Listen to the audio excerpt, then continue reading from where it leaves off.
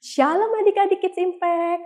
Siapa yang diberkati saat tadi kita sama-sama memuji dan menyembah Tuhan? Boleh lambaikan tangan? Ayo adik-adik, kakak ajak supaya adik-adik semakin hari semakin lebih sungguh-sungguh lagi dalam mengasihi Tuhan. Karena apa adik-adik? Tuhan sudah sangat baik buat kita semua. Dan bahkan sampai hari ini kita masih diberi anugerah kebaikan. Adik-adik, ada yang tahu minggu ini kita sudah masuk minggu keberapa? Ya, minggu ini kita sudah masuk minggu ketiga di bulan Oktober.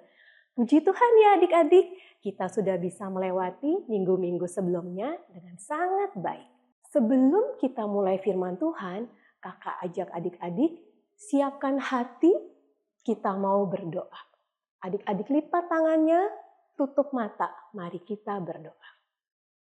Tuhan Yesus yang baik, kami mengucap syukur untuk setiap anugerah kebaikan yang Kau berikan di dalam hidup kami. Tuhan Yesus, sebentar kami mau mendengarkan firman-Mu, Engkau yang bukakan setiap hati kami, Engkau yang buka telinga kami, Tuhan Yesus, agar kami dapat mendengar firman Tuhan dengan baik. Terima kasih Tuhan Yesus, haleluya, amin. Adik-adik, minggu ini kita akan belajar firman Tuhan yang berjudul Best Friend Forever. Atau mungkin adik-adik sama ini taunya BFF. Sebelumnya kakak punya pertanyaan. Adik-adik apakah ada yang tahu apa itu arti best friend? Ya, best friend atau teman baik itu adalah teman terdekat adik-adik, teman tempat adik-adik mencurahkan isi hati adik-adik, teman adik-adik bercerita. Selanjutnya, kakak punya pertanyaan lagi. Adik-adik, apakah di sini adik-adik ada yang punya teman yang tiba-tiba pada saat adik membutuhkan, atau adik-adik sedih, atau adik-adik susah, malah adik-adik ditinggal? Atau mungkin kalian sendiri yang pernah bingung, apakah aku harus tetap berteman atau pergi menjauh saja? Nah, hari ini kita akan dengar kisah tentang seorang perempuan muda yang bernama Ruth. Pada saat itu, Ruth juga sangat bingung adik-adik. Dia dihadapkan pada dua pilihan. Apakah ia tetap bersama dengan Naomi, ibu mertuanya yang saat itu sedang sangat sedih, atau ia pergi menjauh dan memulai hidup baru yang lebih mudah. Yuk adik-adik, kita simak baik-baik firman Tuhan hari ini ya.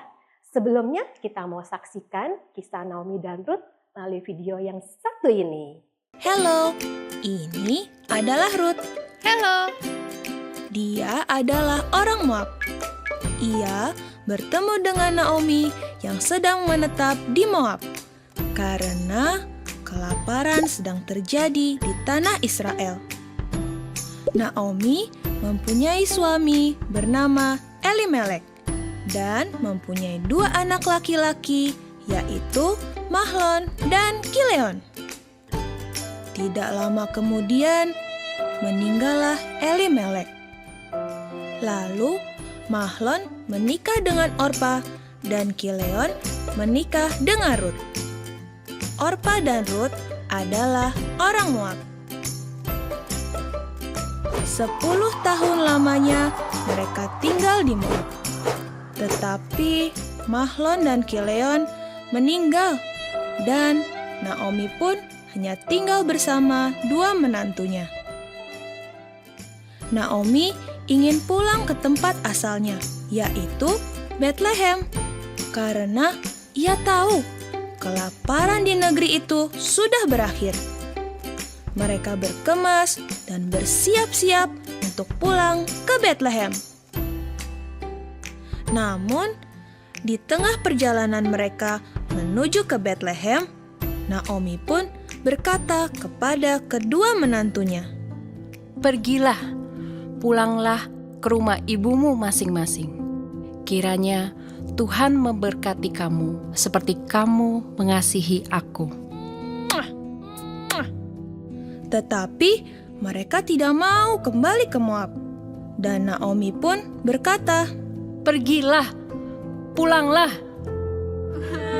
Mereka menangis dan Orpa mencium Naomi untuk pulang ke tanah Moab. Tetapi Ruth tetap diam di sana untuk ikut dengan Naomi. Jangan paksa aku untuk meninggalkan kamu. Sebab kemana kamu pergi, ke situ jugalah aku pergi. Bangsamulah bangsaku, dan Allahmulah Allahku. Naomi dan Ruth berjalan bersama-sama menuju Bethlehem. Sesampainya di kota Bethlehem, penduduk kota pun memanggil Naomi. Naomi berkata, Jangan panggil aku Naomi, panggil aku Mara, sebab Tuhan telah melakukan banyak yang pahit kepadaku. begitulah mereka sampai di kota Bethlehem. Nah, adik-adik sudah saksikan videonya bukan? Sekarang jawab pertanyaan kakak. Siapa saja ya orang-orang yang pergi ke Moab bersama dengan Naomi? Ya, betul. Mereka adalah suami Naomi, Elimelek, dan kedua anaknya, yaitu Mahlon dan Kileon. Pertanyaan selanjutnya, mengapa mereka pergi ke Moab?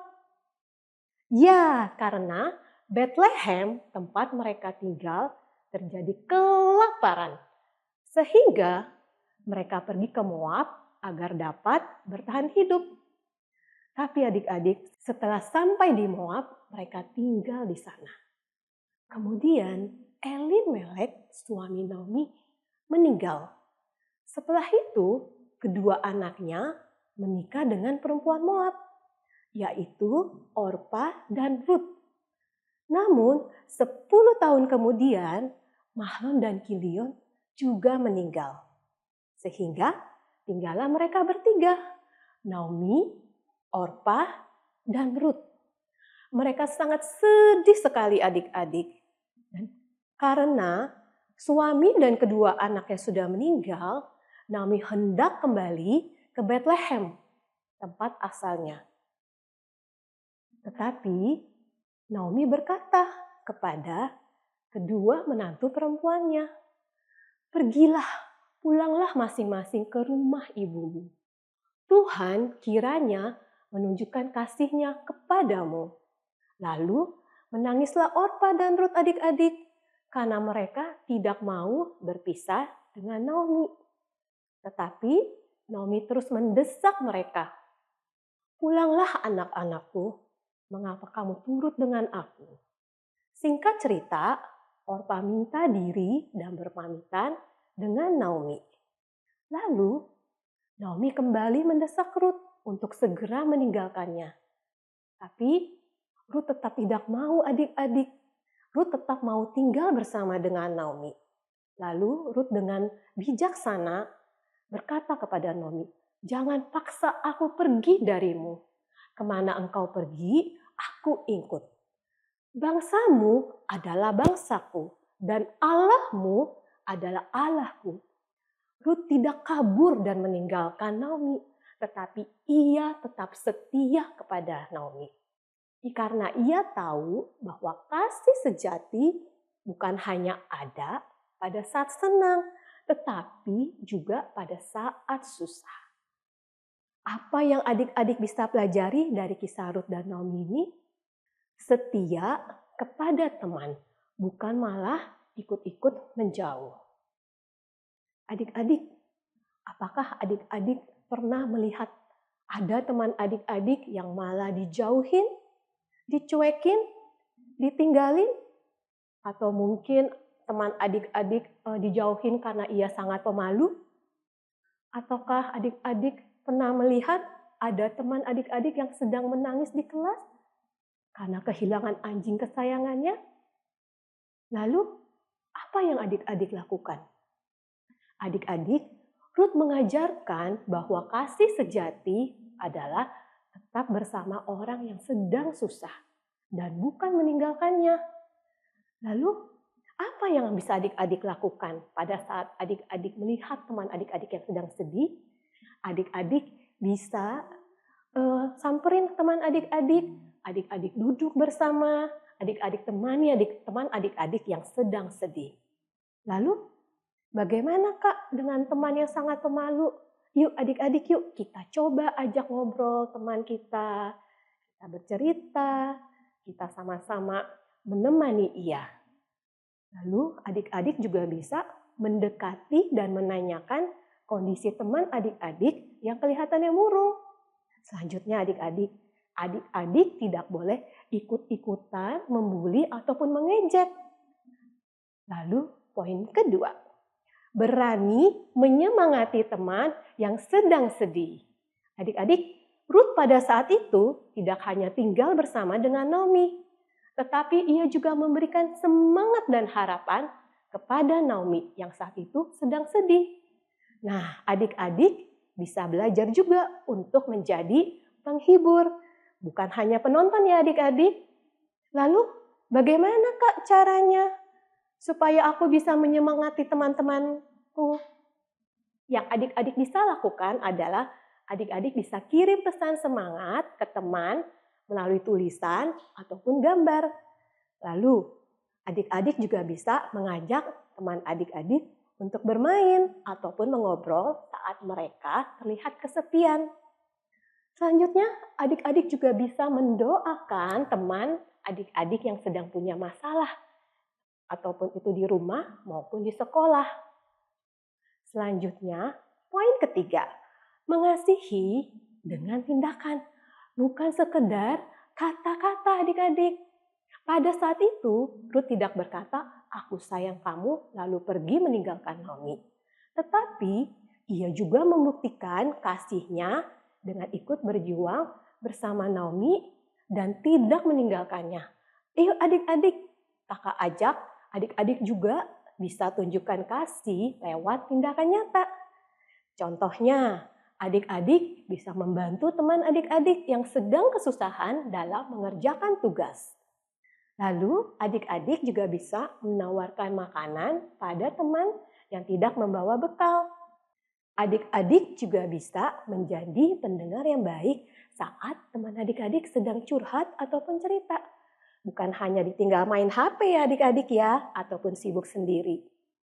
Adik-adik, hari ini kita sudah belajar bagaimana cara menjadi teman baik atau teman yang mengasihi sesamanya, yaitu harus tetap setia, peduli, dan hadir terutama saat orang lain atau teman kita sedang mengalami kesulitan. Sama seperti Ruth, adik-adik, kita bisa belajar menunjukkan kasih Yesus lewat kesetiaan dan pengorbanan. Selanjutnya, ayat emas. Ayat emas kita hari ini diambil dari Amsal 17 ayat 17. Kakak ulangin ya adik-adik ya. Amsal 17 ayat 17. Seorang sahabat menaruh kasih setiap waktu dan menjadi saudara dalam kesukaran. Adik-adik, demikian firman Tuhan hari ini. Kita mau akhiri ibadah kita hari ini dengan berdoa. Ya adik-adik, kita lipat tangan, kita tutup mata, kita berdoa. Tuhan Yesus, terima kasih atas firman-Mu hari ini. Tuhan Yesus, Engkau sudah baik di dalam hidup kami. Engkau sudah menjadi teman baik, best friend forever kami, Tuhan Yesus. Kami juga mau belajar, Tuhan Yesus, untuk menjadi teman yang baik untuk teman-teman kami. Kami mau belajar untuk menjadi teman yang setia untuk teman kami. Tuhan Yesus, biarlah setiap firman yang sudah kami dengarkan boleh tertanam, boleh menjadi rema di dalam hidup kami. Firman itu juga boleh bertumbuh dan juga berbuah di dalam kehidupan kami sehari-hari. Biar kami boleh menjadi pelaku-pelaku firman-Mu, Tuhan Yesus. Terima kasih Tuhan Yesus, hanya di dalam nama Tuhan Yesus kami berdoa dan mengucap syukur. Kita sama-sama katakan, amin. Terima kasih adik-adik sudah mengikuti ibadah dengan baik. Sampai jumpa lagi adik-adik. Tuhan Yesus memberkati.